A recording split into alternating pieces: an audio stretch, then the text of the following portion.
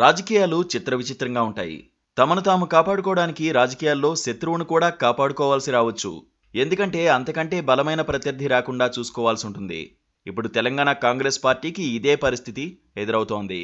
BRS పార్టీని బలహీనం కాకుండా చూసుకోవడంతో పాటు బీజేపీ నుంచి ఆ పార్టీకి ముప్పు రాకుండా చూడాల్సిన పరిస్థితిలో పడుతోంది. దీనికి కారణం బీజేపీతో కన్నా బీఆర్ఎస్తో పోరాటం మేలు అని అనుకోవడమే. తెలంగాణ అసెంబ్లీ ఎన్నికల ఫలితాల తర్వాత ఎక్కువ మంది కేసీఆర్ ఫ్యూచర్ ప్లాన్లు, కేటీఆర్ రాజకీయ భవిష్యత్తు గురించి చర్చిస్తున్నారు. రాజకీయ పరిస్థితుల్ని కాస్త లోతుగా విశ్లేషిస్తే బీఆర్ఎస్ పార్టీని కాపాడుకోవడానికి కేసీఆర్ ఓ భారీ యుద్ధమే చేయాల్సుంటుంది. ఎందుకంటే రెండు జాతీయ పార్టీలతో కేసీఆర్ పోటీ పడాల్సింది. రాష్ట్రంలో అధికారంలో ఉన్న కాంగ్రెస్తో, కేంద్రంలో అధికారంలో ఉన్న బీజేపీతో యుద్ధం చేసి పార్టీని కాపాడుకోవాలి. బీజేపీ, కాంగ్రెస్ రెండు పార్టీలు బీఆర్ఎస్లో బలమైన అభ్యర్థులపై గురిపెట్టాయి. ఎంపీ అభ్యర్థుల కోసం బీజేపీ గట్టిగానే ప్రయత్నిస్తోంది. బీఆర్ఎస్లో కీలక నేతలపై ఆకర్ష్ ప్రయోగిస్తోంది.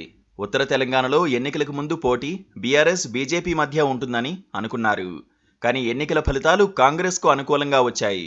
బీజేపీ రెండు ప్రధాన పార్టీలకు ధీటైన ప్రత్యామ్నాయమని నిరూపించుకునే ప్రయత్నం చేసింది. కారణం ఏదైనా బీజేపీ 8 చోట్ల గెలవడంతో పాటు మరో 17 స్థానాల్లో రెండో స్థానంలో నిలిచింది. ఈ లెక్కల్ని తక్కువ చేయలేం. అన్నిటికంటే మించి బీజేపీ రాజకీయాలు, ఆ పార్టీ హైకమాండ్ పెద్దలు తమ పార్టీని బలోపేతం చేసుకునేందుకు అమలు చేసే వ్యూహాల గురించి తెలిసిన వారికి మాత్రం వచ్చే కొద్ది నెలల్లో తెలంగాణలో జరగబోయే పరిణామాల్ని అంచనా వేస్తున్నారు.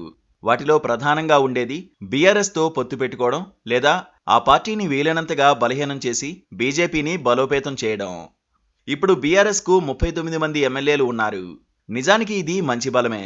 119 స్థానాలున్న అసెంబ్లీలో 39 స్థానాలతో అధికార పక్షంపై గట్టిగా పోరాడవచ్చు. కానీ ప్రస్తుత రాజకీయాలు ఎలా మారిపోయాయి అంటే ఆ 39 మంది ఎమ్మెల్యేల్లో ఎంతమంది పార్టీలో ఉంటారు, ఎంతమంది అభివృద్ధి కోసం ఇతర పార్టీలోకి వెళ్లిపోతారు అన్నది సస్పెన్స్గానే ఉంది. బీఆర్ఎస్కు పోటీగా రెండు జాతీయ పార్టీలు ఉన్నాయి. ఒకటి రాష్ట్రంలో అధికారంలో ఉంది, మరొకటి కేంద్రంలో అధికారంలో ఉంది. ఈ రెండు పార్టీలను కేసీఆర్ ఎదుర్కోవాల్సి ఉంది.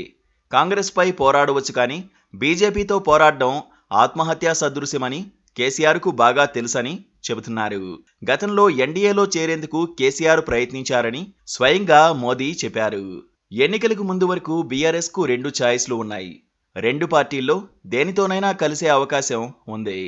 కానీ ఇప్పుడు తెలంగాణలో కాంగ్రెస్ అధికారంలోకి రావడం వల్ల ఆ పార్టీతో కలిసే అవకాశం ఉండదు. అలా కలిస్తే నేరుగా బీజేపీ నోట్లో చిక్కినట్లేనన్న అభిప్రాయం కూడా వినిపిస్తోంది.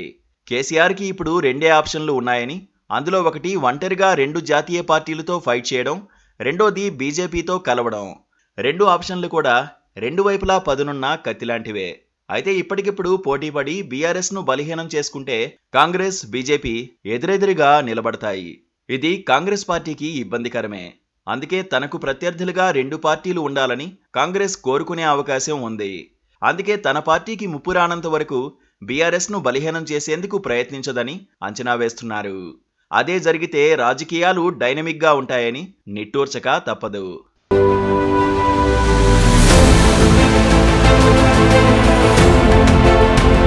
Please subscribe to KTV Telugu. KTV Telugu. KTV Telugu channel.